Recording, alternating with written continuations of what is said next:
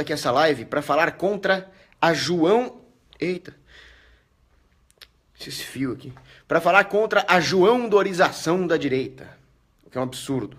Então, como sempre, eu vou esperar os espectadores chegarem. Enquanto isso, eu vou cantar uma musiquinha. Lisboa vem pra rua, que o Santo Antônio é teu. São Pedro deu-te a lua e o mundo escureceu. Comprei-te um manjerico e trago-te um balão. Em casa que eu não fico, ai meu rico São João. Lisboa faz surgir, ai que milagre aquele. Cantigas a florir num cravo de papel. Nos arcos enfeitados poisaram as estrelas. E há anjos debruçados nos telhados das vielas. Não ficou tão bom quanto a Amália Rodrigues, confesso. Muito bem, vamos lá. Está havendo um fenômeno muito triste, que é a joão-dorização da direita. Eu defino direita como sendo ordem natural. Então, quando eu falo sou de extremíssima direita, é que eu defendo o extremo da ordem natural. Não me confundam com eleitor de Bolsonaro, esse tipo de coisa. Então, eu defino a esquerda como um afastamento da ordem natural de Deus, da lei natural, e a direita como proximidade. Eu não sigo o diagrama de Nolan, eu não sigo essas definiçõezinhas da Revolução Francesa, girondinos, jacobinos, nada disso. É ordem natural. E, portanto, nós precisamos manter essa ordem natural. Conservadorismo, eu sou um conservador, significa conservar essa ordem natural. Mesmo que para isso nós tenhamos que fazer uma revolução imanentista aqui.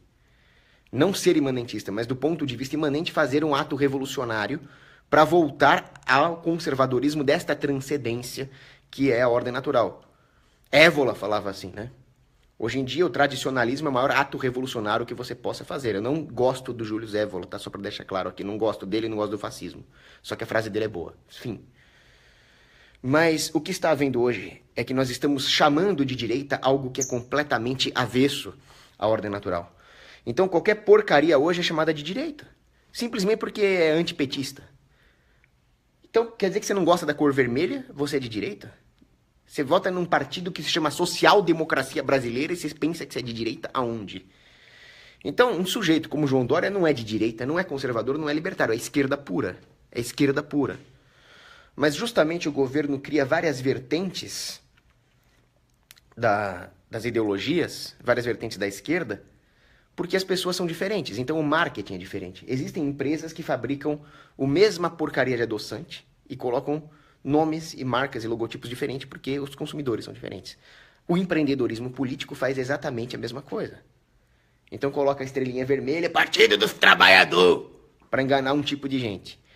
Partido da Social Democracia Brasileira, para enganar outro tipo de otário.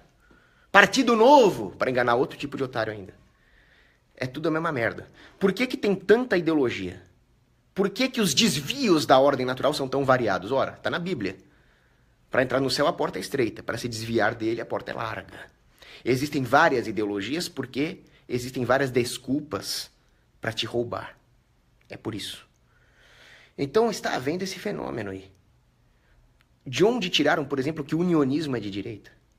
Manter um Estado desse tamanho, que é o Brasil, e chamar isso de direita, o próprio Bolsonaro, Brasil acima de tudo, né? Não, isso não é direita porcaria nenhuma. Isso é típico de esquerda. Todos os esquerdistas acham o separatismo um absurdo. Se você chegar numa reunião do PSOL e falar, sou separatista, os caras vão te chamar de tudo, vão te chamar de fascista, de nazista. E o Bolsonaro concorda com ele. Esse negócio de separatismo aí, o Olavo de Carvalho deve achar o separatismo um absurdo também. O Reinaldo Azevedo. Claro, são todas vertentes do establishment. Todas. Inclusive, o governo faz isso mesmo. Ele cria a própria oposição. O Estado é tão inteligente que ele cria a própria oposição para desviar o foco, para tirar os verdadeiros opositores do Estado da janela de Overton, das opiniões aceitáveis, e criar uma briga que não leva a nada. Uma conversa de loucos, uma briga em torno de falsos objetivos. É assim que o Estado age. Ele cria uma briga em torno de falsos objetivos. Por isso que hoje está havendo aquilo que eu chamo de Kim Kataguirização do debate. Você vai ver um debate desses caras, esse Kim Kataguiri, esse cambojano aí do Santebal, e ele começa a discutir com um sindicalista de extrema esquerda lá, um psicopata lá. Aí não, porque o Lula comprou o triplex, o Lula não comprou o triplex. Que lixo que isso importa? Então tira-se o foco. O foco é destruir as causas do mal, é destruir a raiz do mal, que é a existência de um Estado, a democracia, o igualitarismo. Tudo isso é a raiz do mal. Os caras, não, que o Lula pegou o triplex lá. Tô nem aí pro triplex do Lula, cara. O PT é um sintoma de uma doença muito mais profunda. E nós temos que entender isso. Aliás, o próprio fato de não existir muitas mulheres libertárias nos explica muita coisa. Existem algumas mulheres libertárias, sim. Como, por exemplo, a Paloma Alvarez, que acabou de entrar aqui. Que é uma grande libertária. E digo mais, é uma libertária muito bonita. Então, temos a Paloma Alvarez aqui, que acabou de entrar. Mas é fato que elas são uma minoria. É muito pouca mulher libertária. E o que eu vou falar agora é bem chocante. Mas a falsa dicotomia entre esquerda e direita que o Estado cria para fingir que existe uma oposição é comprovada pelo número de mulheres que existem nas vertentes dos diversos movimentos políticos. Sabe por quê? Porque é da biologia evolutiva da mulher que ela procure o poder, que ela procure segurança e estabilidade. Então ela sempre vai procurar o macho alfa. E ela tem muito mais urgência em procurar um macho alfa, em procurar um foco de poder onde ela possa se estabelecer e garantir o dela no curto prazo, do que se arraigar a princípios morais, que eu não arredo, eu vou morrer pelos meus princípios. Isso é mais coisa de homem. Não tô falando que isso vale sempre. Existem mulheres extremamente idealistas que morreram pelos seus ideais, existem. Mas não é feitio da biologia evolutiva delas. Vocês podem se ofender à vontade comigo, mas eu sou um partidário daquilo que falava Luiz Lavelli. O valor das palavras consiste em defender a verdade, não em criar efeitos nos homens, e sim defender a verdade. Criar um efeito para trazer os homens para a verdade é um bônus, mas o primeiro lugar é o compromisso com a verdade. Então eu tô falando aqui. A maioria das mulheres não vai defender princípios da ética libertária per se. Elas vão procurar focos de poder. Onde estão os focos de poder dentro das ideologias? Ora, a esquerda tem um foco óbvio. Os movimentos de esquerda são diretamente financiados pelo establishment, pelo aparato governamental, composto pelos banqueiros corporativistas e pelo seu aparato armado, que é o próprio Estado. Então é claro que ali na esquerda existe um grande foco de poder. Esses caras ganham rios de dinheiro sem trabalhar só para fazer propaganda do sistema. Outro foco, por exemplo, está na direita, na pseudo-direita.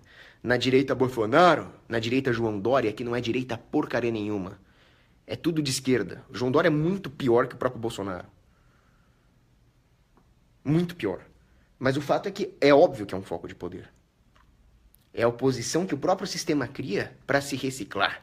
É o refúgio que o sistema usa para desviar os focos de rebelião, para desviar as energias anarquistas para discussões de louco e amansar o próprio sistema. Ali estão focos de poder poderosíssimos. Ali estão grandes fundraisers. Ali estão grandes interesses empresariais.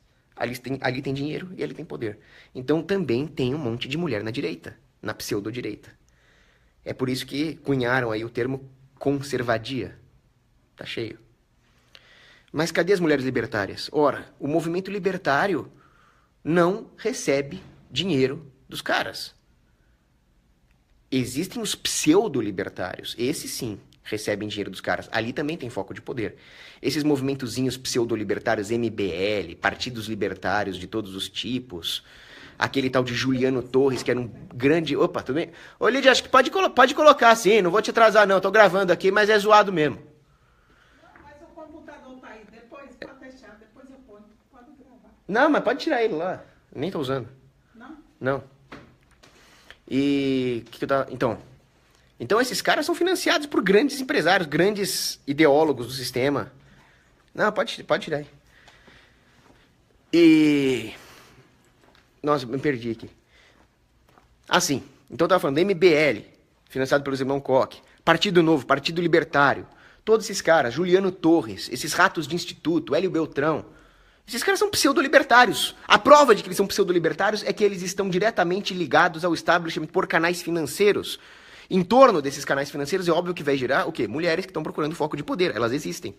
É da biologia evolutiva delas. E esses caras vão lá pra roubar mesmo. Juliano Torres roubou pra cacete lá no... Aquele... Estudantes pela Liberdade lá. Esquerda Popular Leninista. Financiados pelo SFL, que eles falam que é Students for Liberty, mas na verdade é Socialists for Lenin. Isso é pseudo-libertarianismo. Se vocês querem entender por que isso é pseudo-libertarianismo, eu sugiro que vocês leiam um grande artigo de Murray fucking Rothbard. Por que é importante o paleolibertarianismo? Paleolibertarianismo. Porque é preciso entender uma coisa. O libertário verdadeiro, ele é contra o gradualismo. Ele é contra esse sistema todo. Ele é contra essas desculpas esfarrapadas para existir governo. Porque o governo vive das desculpas que nós damos para mantê-lo. Não porque é a defesa, não porque é a segurança, não porque é a inclusão LGBT, não porque tem que ter um gradualismo, não porque não ia dar... Isso, continua inventando desculpa que você vai continuar sendo escravo. Então o paleolibertarianismo rejeita o governo imediatamente por motivos éticos, por motivos morais. Afinal, o Estado só surgiu por causa da nossa falha moral. Então o libertarianismo é um remédio que vai no ponto, ele cura a doença. Ele não aceita a união com o establishment, porque ele vai se perverter se ele fizer isso. Isso pode remediar a vida do Juliano Torres, mas não vai remediar a escravidão do povão. Isso pode remediar o desejo do Hélio Beltrão de aparecer, né? Mas não vai remediar a situação dos povos na África. Porque só o capitalismo libertário pode salvar aqueles caras. Então, se você é gradualista, você é um marqueteiro, e eu só não te mando para aquele lugar como você merecia, porque eu estou usando aqui o escapulário de Nossa Senhora do Carmo, que ontem eu recebi a imposição de mãos do padre João Bechara, que é um... Talvez ele venha a ser um papa brasileiro um dia. Então eu vou tentar evitar falar palavrão nessa live, apesar da minha vontade de ser pegar uma bazuca e começar a explodir coisas. Então, em oposição ao paleolibertário, Murray Rothbard cunhou o termo de nihil libertário. O que é o nihil libertário? É o libertinho, é o PNA, a liberdade vem com tudo, aquele psicopata do Nordeste lá, o Marinho. Quer dizer, são caras que não têm fundamento epistemológico, são caras que não têm fundamentação moral, são caras que sequer têm fundamentação em escola austríaca de economia. Alguém que fala em Banco Central Austríaco não sabe o que está falando. Ou é um grande enganador. Banco Central Austríaco, se existe um Banco Central, não é austríaco, porque a escola austríaca é contra um sistema bancário centralizado. Então você falar em Banco Central Austríaco é a mesma coisa que você falar em puteiro católico. Se é puteiro, não é católico. Então esse tipo de coisa, são nihil libertários, são libertários que não têm consistência interna, cujo grande apelo para virarem libertários é uma rebeliãozinha contra qualquer autoridade que vem da adolescência. Eu me rebelo contra o meu pai, me rebelo contra o meu avô, me rebelo contra Deus, me rebelo contra a igreja, me rebelo contra tudo. Eu sou mais eu sou autossuficiente. Aí o cara começa a ler Ayn Rand e fica naquilo, vira objetivista. Agora, qual é a fundamentação moral desses caras? De onde eles acham que vêm as virtudes para manter a liberdade? Não sabem porcaria nenhuma. Então, esses são os nihil libertários. É importante lembrar que a manutenção da liberdade é uma coisa muito frágil. A liberdade é um anjo muito efêmero. E para ser mantido, ela precisa de muita coisa. Você precisa, por exemplo, de um arcabouço cultural, de uma identidade local, identitário mesmo, para você amar a sua própria liberdade. Porque a liberdade em última instância, sendo bem ropeano aqui, a capacidade de excluir, a capacidade de manter a sua propriedade privada preservada da coletividade. É exclusão, é desigualdade, é discriminação. Todas essas coisas que a esquerda fica apavorada, mas é isso que mantém a propriedade privada. Isso é liberdade. Agora, para você querer manter essa propriedade privada, ou seja, manter a liberdade da propriedade, é preciso que você goste do lugar. É preciso que você se sinta identificado ali. Como é que você vai fazer isso sem outras coisas que não só o PNA, a liberdade? Sem cultura, sem arte, sem arquitetura e principalmente sem religião. Você não vai fazer isso. Então, as virtudes, elas não são apenas consequência da liberdade. É fato que se numa sociedade libertária as virtudes seriam aperfeiçoadas. As virtudes são também causa da liberdade. É por isso que acaba sendo injusto o cara chegar e falar, olha, anarcocapitalismo é impossível. que sempre vai ter alguém para fazer um Estado. Não, é injusto você falar isso, porque realmente não daria para ter liberdade, para criar as instituições necessárias para manter a liberdade, assim por diante, sem que antes houvesse a formação de virtudes. Isso era muito difícil de fazer. Principalmente sem o cristianismo. Então é preciso adquirir as virtudes morais para que nós possamos fazer valer a liberdade. Agora, como é que nós vamos fazer isso enquanto tiver um bando de libertino, achando que religião é bobagem, achando que cristianismo é superstição, achando que se você defende os valores familiares, os valores corretos, a família tradicional, os caras acham que isso é fiscal de... Eu tô evitando falar palavrão aqui por causa do escapulário, né? Você chega e fala, não, temos que defender a família tradicional. Essa pouca vergonha, essa orgia, essas passeatas gay aí, tudo desordenada.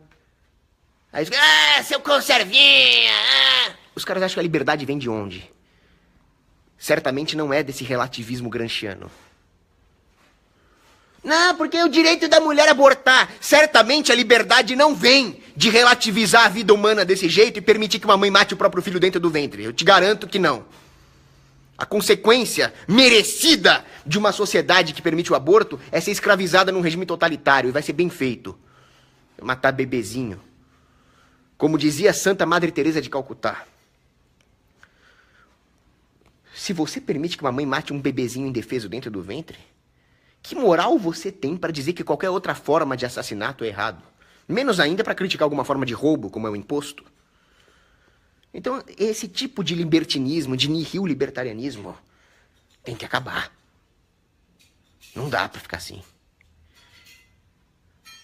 Agora, para que nós deixemos de ser nihil-libertários e tenhamos as virtudes necessárias para manter a liberdade, nós precisamos exercer essas virtudes, claro. Então, a primeira coisa é ordenar a nossa vida.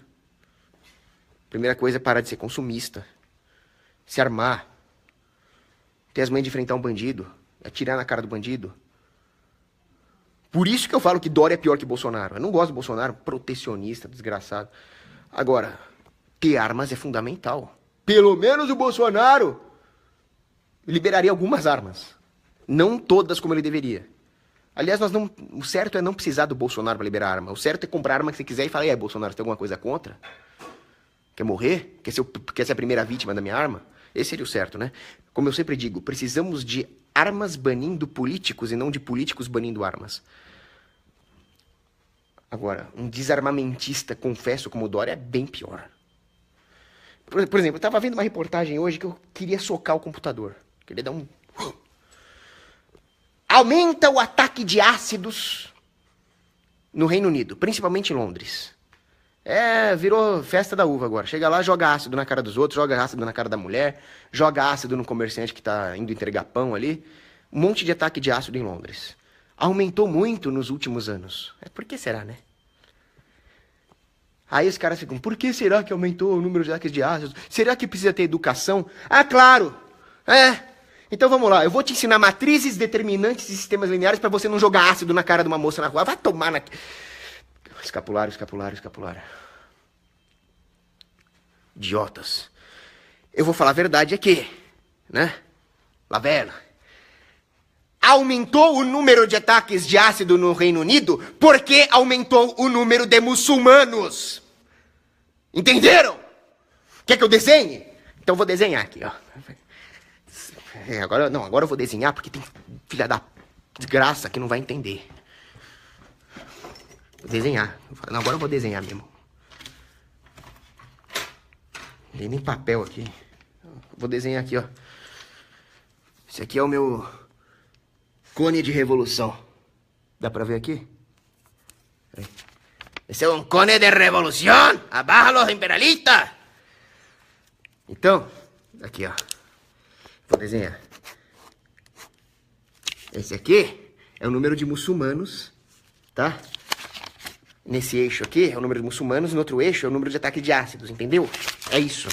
Então, qual é a solução? A solução é deportar os muçulmanos. A solução é proibir o Islã. Ah, mas você é islamofóbico. Eu sou. Se eu entrar num lugar e tiver uma cobra cascavel, eu vou sair correndo, eu vou dar um tiro na cascavel, e você pode me chamar de cascavel fóbico quanto você quiser, porque eu não sou retardado de chegar lá e falar: oi, cascavel, você quer enriquecer culturalmente aqui a minha casa? Vá a merda, vocês! Então a culpa é isso. É falta de cruzada. É falta de Ricardo Coração de Leão. Aí qual é a... Eu ia zoar. A hora que eu li a reportagem lá no Facebook, eu ia zoar. Eu ia escrever assim: daqui a pouco vão querer fazer o estatuto do desacidomento. Vão querer proibir ácido. Mas deixa eu ler a reportagem primeiro. Eu ia fazer a piada, cara. Eu ia zoar. Aí tava lá: a polícia, então, deseja controlar melhor a venda de ácidos, proibir ácidos, etc. Quer dizer, eu ia fazer uma piada e é verdade, cara. Querem acabar com o uso de ácidos. Então é sempre o cidadão inocente que paga. O Penn Jillette, que é um grande humorista, apesar dele ser ateu e falar um monte de besteira em relação a isso, ele fala muito bem. As pessoas clamam por segurança. Só que elas clamam errado. Elas clamam pro pior bandido que existe, que é o governo. Aí o que o governo faz? Muito bem, eu vou te dar segurança. E tira os direitos individuais de pessoas inocentes. Então, o cidadão britânico é atacado por um muçulmano com ácido. O que o governo faz? Cruzada? Não. Ele proíbe os ácidos. É impressionante. Ainda tem cara que acha que Thomas Hobbes era melhor do que um saco de lixo. É absurdo. Agora, o que eu ia dizer é que nós precisamos ter a liberdade para exercer as virtudes que permitam que nós aumentemos o nosso amor pela liberdade. Precisamos dessa liberdade. E a joão-dorização da direita impede isso. Então, esses caras falam: não pode ter arma. Não, você vai ser multado se você correr na rua. Você não pode correr, você vai tomar multa. Não, você precisa seguir a Constituição, você precisa andar nos conformes, você precisa andar na linha, etc. Agora, que tipo de homem é esse? É um escravo. Ora, no tempo da escravidão nos Estados Unidos, os escravos não podiam ter arma. O homem livre podia. Então eles viam um negro com uma arma e falavam: é um homem livre ou um escravo? Que se você está com arma, é bom que você seja um homem livre. Senão você é um rebelde. Então, claro, para o governo nós somos todos escravos. Se você não pode pegar o seu carrão e sair andando... Você não pode pegar uma Harley Davidson e sair... Senão o governo te multa. Então você não pode mais ser homem. Você não pode mais ser livre. Você não pode mais ser feliz. Você não pode mais nada. Você não pode existir, que o governo te pune. A existência de um governo faz com que a própria existência do indivíduo seja um crime e que todo indivíduo seja culpado até prova em contrário, como a indústria da multa faz conosco, né? A palavra de um parasita da CET vale mais que a sua. Então nós não podemos fazer nada, tem que andar na linha. Não, você é livre para andar na linha, você é livre para cumprir as ordens do governo. Onde que isso é liberdade, rapaz? Então o governo não deixa nem você começar a ser livre. Mas tem uma coisa que o governo nunca vai controlar. Sabe por quê? Porque Deus nos deu. E o governo não é capaz de tirar algo que Deus nos deu. O governo pode tirar tudo, menos isso, que é o livre-arbítrio. Então você tem o livre-arbítrio para ser contra o sistema, para defender a violação do sistema, para defender a destruição militar do governo. Isso nenhum governo pode tirar de você. Jamais. Eles podem tirar sua vida, mas aí você vê o filme do William Wallace, né? Braveheart. They can take our lives, but they will never take our freedom! Então, você é livre se você quiser. Eu, por exemplo, sou livre. Eu me considero livre. Por quê? Porque eu não vivo no Brasil, eu não sou brasileiro. Eu vivo no Grão-Ducado da Cogósia, que é a minha casa. E, atualmente, o Grão-Ducado da Cogósia está sofrendo uma ocupação criminosa da República Federativa do Brasil. E eu, cavaleiro do Grão-Ducado da Cogósia, estou em guerra contra a República Federativa do Brasil. Então eu sou livre. Eu sou livre, mas estou em guerra com o Brasil e eles estão me mantendo refém aqui. Mas eu sou livre. Minha mente é livre. O governo não tem grip over my mind. Agora, não, eu sou brasileiro, eu vou votar que vai mudar. Então você é um escravo, você tá perdido. A mim não. E aí, não, mas você nunca vai ver o ancapistão. Você sempre vai ter que pagar imposto. Que seja, cara. Isso não é o problema. O problema é salvar minha alma e ir pro céu. Mas eu já sou livre. Agora você precisa se libertar. Para isso é necessário que você não caia na armadilha da joão-dorização da direita. Achando que esse conformismo com o sistema é direita. Não, mas o cara trabalha, o cara tem iPhone, o cara é um grande gestor. Amigo, antigamente, revolucionáriozinho de esquerda era tudo vagabundo maconheiro, né? Então os caras não trabalhavam, ia lá fumar uma maconha, anos 70 ali, maio de 68 na França. O general de Gaulle é um retrógrado. Então a esquerda era aquela coisa. Hoje, bom, qual o resultado da esquerda? O resultado da esquerda é um regime onde o trabalhador, que tinha nada a perder nos seus grilhões, ele toma 10 mil grilhões na cabeça. E acaba trabalhando pro sistema, mais do que nunca. Hoje, nós já normatizamos isso. As pessoas trabalham como camelos para ter uma renda cada vez menor, sempre corroída pelas crises econômicas. Então, aquilo que o comunismo ia fazer conosco, que é trabalhar igual um camelo para manter uma elite política, já está acontecendo. E as pessoas simplesmente se conformam. Não, eu não sou comunista, eu sou um social-democrata. Aí eu vou trabalhar todo dia e eu pago meus impostos. E no meu trabalho nós temos palestras de conscientização a respeito da diversidade sexual e tudo bonitinho. Quer dizer, nós já estamos no comunismo. Eles já te forçaram. Você já está naquela situação do cara do 1984, que é todo dia trabalhar lá para manter o próprio sistema. Hoje em dia as pessoas são tão conformistas que elas acabam se perdendo no trabalho, perdendo a alma mesmo.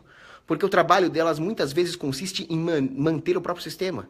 Um analista de crédito do Banco do Brasil, ele está mantendo o sistema. Um cara que vai lá fazer conscientização da diversidade sexual, dessas viadagens aí, está se perdendo também. Ou você vai fazer coisa pior. Pior do que isso. O que pode ser pior do que isso? Você vai ser um desonesto institucionalizado. Você vai pra Fiesp, por exemplo. Federação dos Filhas da Puta Fascistas lá da indústria do inferno lá. A Fiesp. Esses caras falam que eles são empresários que trabalham. Mas isso é puro fascismo. O que a Fiesp faz é lobby regulatório para manter o seu monopólio e para destruir o Nordeste. Porque, claro, com as imposições regulatórias que eles praticam por puro lobby da Fiesp, que porra de... Oh, desculpa, Nossa Senhora do Carmo, desculpa. Que desgraça de indústria que vai para o Nordeste. Porque muitas construtoras, por exemplo, vão até o Nordeste e levam mão de obra daqui. Porque elas não podem contratar um nordestino. Há pouco capital no Nordeste, ou seja, não é uma mão de obra que vai trabalhar num ambiente intensivo em capital. Logo, a produtividade do nordestino vai ser baixa. Então não compensa pagar todos os custos regulatórios com uma mão de obra baixa. Então eles levam aqui do Brasil. Mantém-se o monopólio das elites paulistas. Nunca... A política do café com leite continua. Só que dessa vez, através desse véu regulatório, cujos lobistas são os fascistas da Fiesp. Se houvesse uma separação, então eu falo, não, São Paulo tem que separar do Brasil. Aí o pessoal fala, você odeia nordestino. Não, seu imbecil. Os estados que mais iam se beneficiar da separação seria o próprio Nordeste. Ora, finalmente as indústrias, o capital poderia entrar ali e contratar esses caras a baixo custo, como se fosse uma mini China, sem o pibismo comunista chinês, marxo-keynesiano. Então o maluco ia entrar no Nordeste ali e investir, ia fazer produtos voltados para baixa renda, ou seja, voltados para o consumidor nordestino, ou talvez até para exportar mesmo, e assim o Nordeste ia ter níveis de crescimento assombrosos, de forma até que os paulistas poderiam comprar produtos nordestinos que concorreriam com os monopólios da Fiesp. Mas para isso teria que ter separatismo, nós teríamos que nos livrar dos lobistas e de Brasília. Então quando eu falo vamos separar São Paulo, não odeio os nordestinos, pelo contrário, eu odeio Brasília. Eu odeio os políticos, eu odeio os fascistas da Fiesp. Mas toda a esquerda se baseia nessa dicotomia entre fascismo e vitimismo. A esquerda é composta por esses dois fatores. O fascismo ou vitimismo. É sempre assim. Então, a esquerda sempre começa com uma vitiminha. A esquerda sempre começa com alguém que, ao invés de procurar ser caridoso com o seu irmão em Cristo, ele procura manter os seus privilégios. Ao invés de procurar servir o seu irmão em Cristo com bons produtos e assim sustentar a sua família, ele procura ferrar a humanidade para conseguir um monopólio e ganhos espúrios. É uma avareza. É uma inveja. Então, a esquerda é sobre monopólios. O próprio Estado começa assim. O Estado não quer concorrência no setor de segurança. E assim nascem os Estados. Justamente porque aquele que controlar o monopólio de segurança vai controlar todos os outros, né? Então sempre começa com uma vítima. Por exemplo, Coitadinhos dos taxistas, o que vai ser deles sem o Uber? Então, começa com o vitimismo. Depois vem o fascismo como uma dicotomia. Então vem o fascismo regulatório, o fascismo proibitivo. Essa mania de querer regular os aplicativos de carona. Agora o Dória quer obrigar os motoristas de Uber a ter aula de viadagem. Você tem que ter consciência sexual lá. Essas porra aí. Então, sempre descamba para agressão de um outro setor. Então existe o setor mimimizento, a vítima. E cabia até um artigo de antropologia sobre isso. Vem um setor mimimizento, que é a vítima. Aí vem o governo, pode deixar, e agride um outro setor. E assim a sociedade vai se infantilizando. A política é infantilizadora, da mesma forma que as relações econômicas concedem maturidade ao homem. E a esquerda vive dessas agressões infantis entre a vítima e um bode expiatório, por assim dizer. No final das contas, todo governo funciona assim, através do sacrifício de um bode expiatório. O antropólogo René Girard falava sobre isso. Scapegoating. Então ele dizia o seguinte: aquilo que mantinha as sociedades bárbaras mal e porcamente unidas antes do cristianismo era a ideia de um sacrifício de um bode expiatório, um inimigo comum. Até que sacrificaram Cristo. E quando Cristo ressuscitou, provando a sua inocência, esse aspecto sombrio da humanidade foi revelado. A imoralidade do bode expiatório foi revelada. Mas todo Estado funciona assim. Há sempre um inimigo comum e sempre alguém é sacrificado para manter este arranjo, esta desordem na ordem. É o contrário da economia, que é uma ordem no aparente caos, o Estado é uma desordem na aparente ordem, eu diria. Agora, uma coisa interessantíssima que o René Girard falou é que a manutenção desta ordem desordeira, que é o Estado, ou qualquer outra, só é possível se as pessoas não enxergarem a questão do bode expiatório como ela realmente é, uma injustiça, algo moralmente errado, algo objetivamente errado do ponto de vista moral. Então, se as pessoas falam, não, peraí, nós estamos sacrificando um inocente, o sistema cai. A tirania acaba. É por isso que o cristianismo nos trouxe um período de tanta prosperidade na Europa Ocidental, por exemplo. Porque a barbárie praticada contra Jesus Cristo demonstrou o erro que era as antigas hierarquias pagãs, cuja maior manifestação é o Estado-nação. E o Estado democrático é bem pior, né? Porque o Estado democrático se coloca no papel da própria divindade pagã que recebe esse sacrifício. É um absurdo. Então o cristianismo, que mostrou que o homem sacrificou a mais inocente das vítimas, trouxe um período de prosperidade justamente porque fez surgir ideias de direito natural, de lei natural. São Tomás de Aquino, Santo Agostinho, os grandes doutores da igreja. Só que aí nós abandonamos o cristianismo. Veio o iluminismo. Aí nós temos um problema sério. E agora, com o constitucionalismo, o problema é bem maior. Porque nós simplesmente não mais estamos sacrificando vítimas inocentes. Nós não mais estamos buscando bodes expiatórios para resolver os nossos problemas. Sabe por quê? Porque o governo assim decretou. Não, ele não é uma vítima inocente, não é um bode expiatório. Ele violou uma coisinha aqui que eu escrevi, que é a Constituição. Olha a Constituição aqui, ó. Escrevo qualquer merda aqui, tá valendo, né? Então pronto. Este mecanismo desordeiro, esta ordem desordeira que é o Estado, se protege contra a percepção que as pessoas poderiam vir a ter de que nós estamos sacrificando vítimas inocentes, simplesmente decretando que elas não são inocentes. Isso se chama constitucionalismo. E todo desgraçado que defende isso não pode jamais se dizer de direita, conservador, libertário, capitalista, ou seja, ele nunca pode se autoelogiar. Ele é um esquerdopata. Maldito. E sempre será. Ah, mas ele é empresário. Ué. E os empresários nazistas eram o quê?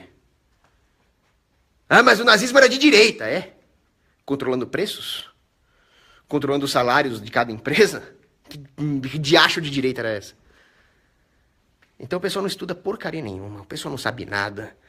O pessoal acha que vai mudar o sistema votando. Olha, voltando para aquela questão do Kim Kataguiri, lá o cambojano dos infernos. O cara não conseguiu destruir um sindicalista de esquerda. Esse cara perde debate para esquerdista, declarado. Ele perdeu debate para minazinha maconheira lá da UBS, do Uni, lá. Agora perdeu um debate para um sindicalista. Eu nem vi isso, a minha mãe que estava me mostrando isso. Aí começou a falar que o... Não, porque o Lula, ele... Eu acho que o Lula é ladrão. Eu acho que o Lula desviou.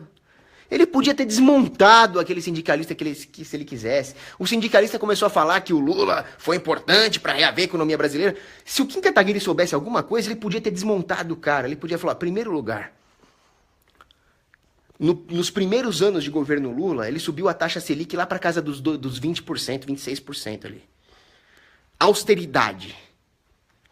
Algo que a esquerda é contra.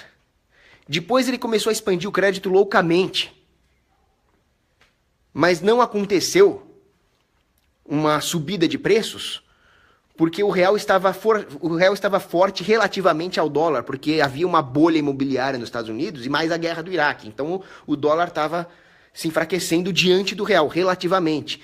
Isso, porém, não estava encobrindo o fato de que a expansão monetária no Brasil estava acontecendo. Isso sempre ia dar errado. Não estava havendo formação bruta de capital. A produtividade marginal do trabalhador brasileiro estava em queda durante toda a década de 2000, que você fica elogiando. Aí, quando aconteceu a crise de 2008, veio coisa pior, a nova matriz econômica, que o Lula instituiu e foi continuada pela Dilma. Mais expansão de crédito. As commodities que estavam se segurando começaram a não se segurar mais. Houve a explosão do preço da gasolina. E quando o dólar voltou a se fortalecer, tudo aqui, toda aquela sujeira que tinha sido colocada por debaixo do tapete explodiu. Aí vem o Paul Krugman falar que não, a economia brasileira tá ok. Quando o Paul Krugman falou isso, eu falei, bom, vai estourar essa porcaria. Não deu outra. Crise de 2015, 2016. Agora as pessoas estão todas endividadas. Se você somar ativo e passivo, contando com a dívida financeira, a situação do trabalhador brasileiro nunca foi pior. A empregabilidade a longo prazo nunca foi pior. Então, aquela imagem da TV de plasma resplandecente para passar a viadagem na Globo, enquanto a família está destruída, endividada, sem perspectivas de longo prazo, isso é pura verdade. O Kim Kataguiri podia ter acabado com ele ali. Não acabou porque ele não sabe economia. Não sabe nada. Então é essa a direita? Essa é a nossa direita? Esses são os nossos conservadores? Os nossos conservadores é um roqueirozinho fracassado que defende a proibição do funk? Que defende a Anatel? Que defende o fim das nossas privacidades? Porque ele defende que o governo regule as comunicações? Essa é a nossa direita, cara. Então vocês merecem uma ditadura de esquerda mesmo. Vocês merecem isso para pior. Então eu não sei onde isso vai dar. O Brasil nunca teve uma direita. Vocês têm que assistir um vídeo do Cristiano Quioca, onde ele mostra a destruição da direita brasileira a partir do getulismo. É claro que o conservadorismo brasileiro já vem sendo corroído há muito tempo. Começa com Dom Pedro II, que proibiu a formação de padres no Brasil, e tem psicopata que gosta dele.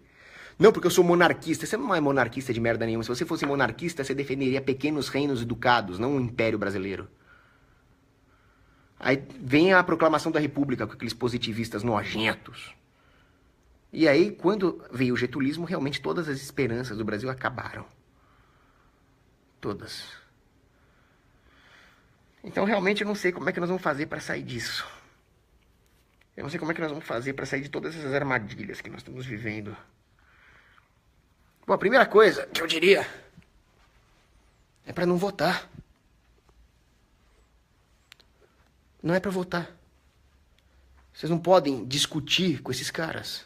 Vocês não podem entrar no diálogo venenoso da política, que é uma mentira. Eu mesmo estou falando aqui que o menos pior é o Bolsonaro. Você acha que eu vou votar no Bolsonaro? Você acha que eu vou votar naquele psicopata? Aquele estatista? Claro que não. Se tem um cara como o Bolsonaro, qual é a esperança que a única esperança vai ter, que é o separatismo? Nenhuma, ele é mais um unionista. Ele simplesmente vai amansar todos os ânimos dos separatistas. Todo o ímpeto do separatismo vai desaparecer. Qualquer probleminha que acontecer, a culpa vai ser do conservadorismo, não do Bolsonaro. E assim a esquerda vai voltar a se fortalecer. Nós não podemos dialogar com esses caras, nós temos que nos ater à moralidade, que é a única arma que nós realmente temos efetiva contra o Estado, e não votar. Outra coisa, temos que parar de subsidiar bandido. Então, eu chego ao ponto de ver direitista contra a pena de morte. Então, você não é direitista? Você é contra a pena de morte? Você está com o mesmo discurso do PSOL? Com o mesmo discurso da Maria do Rosário? Ora, uma sociedade que perverte a ordem natural de justiça está subsidiando bandidos. E como economista eu digo, tudo aquilo que for subsidiado, né, artificialmente, vai ter demais. Se nós sacrificamos a ordem natural para ser bonzinho com bandido, nós vamos ter bandidos demais. É simples. É o contrário do que havia, por exemplo, na Inglaterra, antes da Batalha de Hastings, antes de 1066, quando os reis tinham pouquíssimo poder e questões de justiça se resolviam da maneira mais descentralizada possível. Por exemplo, os Boer. Tom Bell escreve no Polycentric Law sobre os Boer. Eram grupos de pessoas ali, 10, 15 pessoas no máximo, que era como se fosse uma seguradora de justiça. Se um membro desse grupo fizesse alguma catsata, o grupo se comprometia a pagar as indenizações restitutivas do crime que ele cometeu. Estou falando de crimes menores, né? Não de assassinato. Ou seja, uma pessoa com mau comportamento não entrava num BOR, portanto ela não estava protegida. Essa sociedade, para usar termos hopeanos, ia aos poucos excluindo esses maus elementos. A nossa sociedade faz o contrário. Ela está incluindo os maus elementos dentro do seio da sociedade, e o que nos fragiliza como sociedade. Fragiliza a nossa propriedade privada. Meu pé está doendo. Então, eu não sei como é que vai ser. A única coisa é que nós temos que ter, primeira coisa, temos que ter coragem moral. O meu pai, por exemplo, falou para eu não fazer esse vídeo. Eu falei, pai, tô nervoso hoje, vou fazer um vídeo contra a joão-dorização da direita, vou meter o pau em todo mundo, vou falar que não tem mulher no libertarismo porque elas procuram poder mesmo, em vez de ter princípios morais, vou meter metralhadora aqui. Aí ele falou, não faça esse vídeo. Por quê? Porque você vai ser muito criticado, você vai sofrer processo, vai dar problema. Aí eu falei, esperei ele subir, ele tá lá em cima agora. Falei, não, eu vou fazer esse vídeo, sabe por quê? Porque nós estamos numa guerra. Isso aqui é guerra, esse vídeo é uma arma. Falar a verdade nessa sociedade pautada na mentira é uma arma. Então nós vamos pra guerra. Vai ter consequências? Vai, porque na guerra você toma tiro, você toma estilhaço. Então nós vamos pro pau. Eu realmente não tenho muita coragem pro combate físico, mas coragem moral eu tenho, então eu fiz.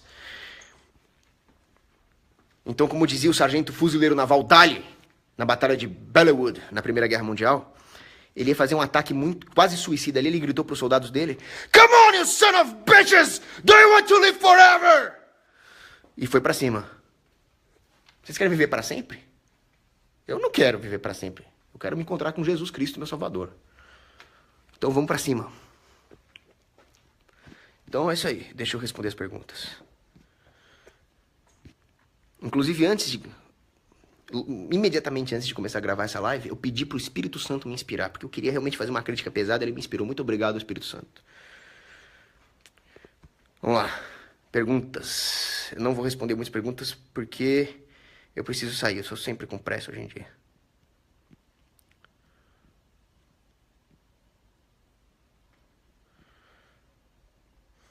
O Lucas Mateus lembra aqui que a direita de hoje defende educação controlada pelo Estado. Bom, se você defende educação controlada pelo Estado, você já defende... Você não é nem esquerdista mais, você já é um extrema-esquerda distópico. Porque nada me soa mais aterrorizante do que educação controlada pelo Estado. Então o Estado já começa a fazer lavagem cerebral nas criancinhas. O Estado já tem o domínio sobre as mentes das crianças, da formação do caráter delas. O que pode ser pior que isso? O pessoal às vezes fala assim, o áudio tá bugado, a imagem tá ruim. Meu amigo, eu sou sociólogo, eu não sou engenheiro da computação. Então se vocês querem um vídeo com bom som, com uma boa imagem, vocês podem procurar por aí, mas o conteúdo vai ser estatista. É um trade-off que nós vamos ter que encarar aqui.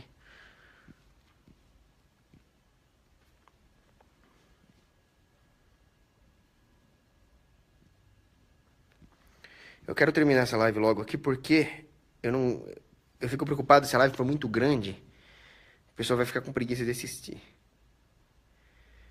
O Felipe Pedro de Alcântara pergunta o seguinte, num segundo turno entre o Bolsonaro e o Dória, você continuaria se abstendo do voto? Sim, eu não voto em ninguém. Eu não voto em ninguém. Pode ser Rothbard contra Hitler, eu não voto. Porque se fosse funcionar... Se esse negócio de voto defensivo fosse funcionar, seria numa situação hipotética onde não mais seria necessário fazer o voto defensivo.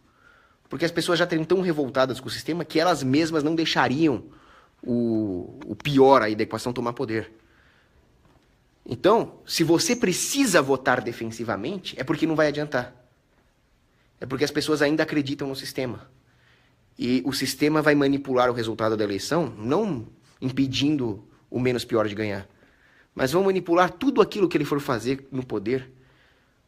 O jogo ideológico que acontece nos jornais, nas colunas sociais, vai continuar acontecendo e você nunca vai sair disso.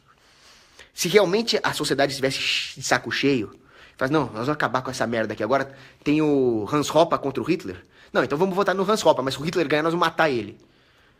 Se essa sociedade existisse, você não precisaria votar defensivamente. Você ia lá, matava os dois candidatos direto e já estaria livre.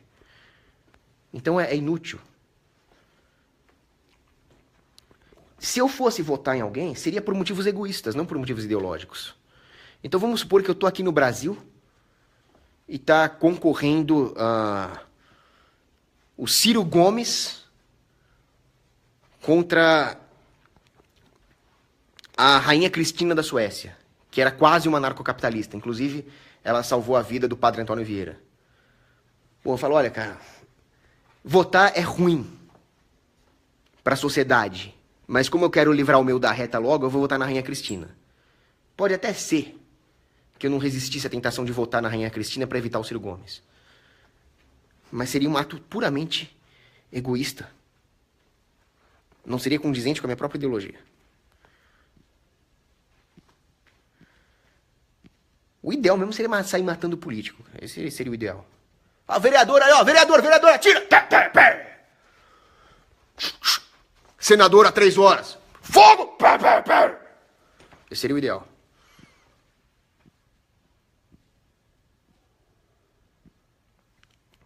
Agora, quem eu desceria porrada mesmo seria a guardinha da CT, aqueles vermes. Luiz Milton Espíndola, você vai tomar um bloco bonito. Pergunta idiota.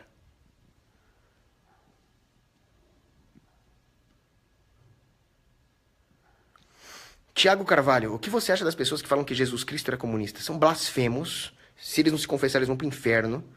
Isso é uma blasfêmia da pior espécie. Os caras nunca ouviram falar na parábola dos talentos, né? É uma parábola que está nos Santos Evangelhos, onde Cristo dá os talentos. Ou melhor, Cristo conta de um homem que deu os talentos para os seus empregados e foi viajar. Quando ele voltou, aquele que havia recebido mais talentos tinha investido e multiplicado os talentos. Muito bom. O segundo tinha investido um pouco, ganhado um pouco, bom também. O cara que ganhou um talento, ele enterrou o talento e devolveu um talento. E o patrão deu uma bronca enorme nele, que ele não teve os ganhos. Então, Cristo está fazendo uma parábola capitalista. É claro que os talentos se referem aos dons que Deus nos deu e que nós temos que frutificar em forma de santidade nossa e do próximo. Mas se Cristo não fosse um capitalista, você acha que ele faria uma parábola dessas? Pagar o bom empregado? O cara não leu nem a Bíblia para falar um negócio desse.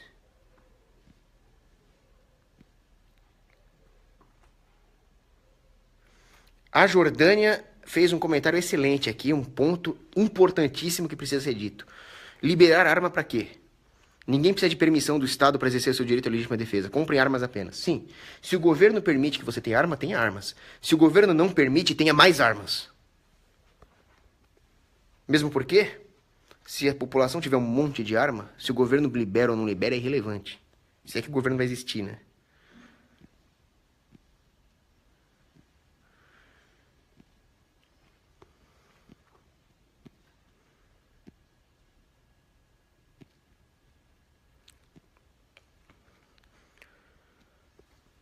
Alexandre Uri. São Wolfgang da Rastibônia fez um acordo com o demônio, tá? Só pra te ambientar aqui.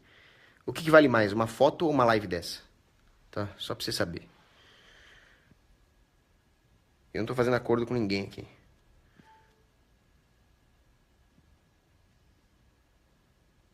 Não, filme dublado não dá, né, Gabriel? Filme dublado é aquela coisa, né? E o cara fala, die, you motherfucking son of a bitch! Aí, a dublagem, seu calhorda! Não dá.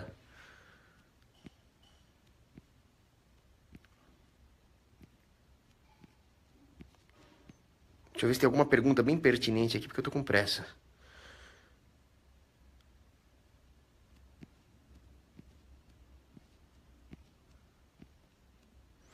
A Jordânia nos lembra que legalista é a escória da humanidade. Aliás, os fariseus que condenaram Cristo eram legalistas. Acabaram condenando Cristo. Enquanto que Pilatos era um relativista moral.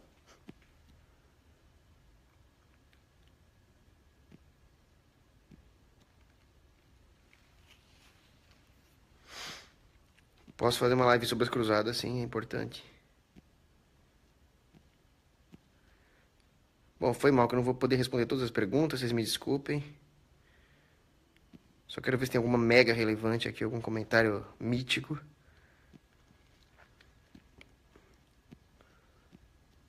Edmund de Burke não era um conservador, era um liberal raivoso. Obrigado, Lucas Barja, Deus te abençoe também.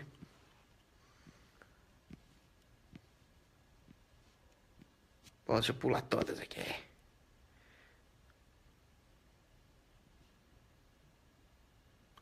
Ó, vamos terminar então com um comentário do Bruno Jorge, que ele disse o seguinte: não existe estado mínimo, o mínimo não tem estado. Realmente, o mínimo não tem estado, porque mesmo que você viva no estado mínimo, vai haver microagressões, vai haver pequenos focos de poder desordenado, vai haver autoridades abusivas, então já vai haver microestado. Realmente, falar em estado mínimo significa que você está vivendo num mundo onde existem injustiças, mas que você vai combater essas injustiças. Da mesma forma, nunca vai existir um mundo com zero estupro, mas não é por isso que você vai aceitar o estupro.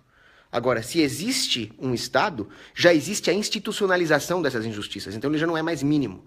E se existe um Estado, ele já controla os monopólios mais estratégicos, que é o de segurança e de justiça, então ele tem praticamente carta branca para controlar todos os outros. Tudo que ele precisa é perverter as bases morais do sistema. Mas se ele existe, as bases morais do sistema já estão pervertidas. Aliás, todo o sistema é podre. Todo o sistema humano é necessariamente podre. O que não é podre é lá em cima. É nosso Senhor Jesus Cristo, que nos redimiu. Então é isso, grande abraço.